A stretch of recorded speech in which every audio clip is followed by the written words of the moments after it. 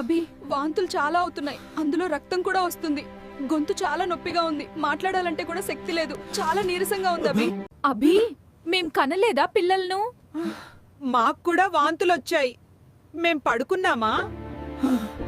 రోజు గదిలో పడుకుంటూనే ఉంటుంది, ఎప్పుడూ నిద్రే. ఇంటిని సరిగ్గా చూసుకోలేదు, నాకు గౌరవం కూడా ఇవ్వదు.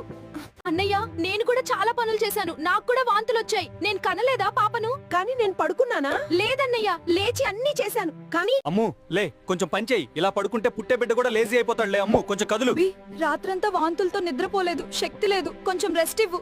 అన్నయ్య, నేను చెప్పిన అన్ని తెచ్చావా? బా తెచ్చావు, కానీ ఇంకా కొన్ని ఐటమ్స్ కావాలి. నేను లిస్ట్ ఇస్తాను, మళ్ళీ వెళ్ళి తీసుకురా. సరే పొట్టి, లిస్ట్ ఇవ్వు, తీసుకొస్తాను.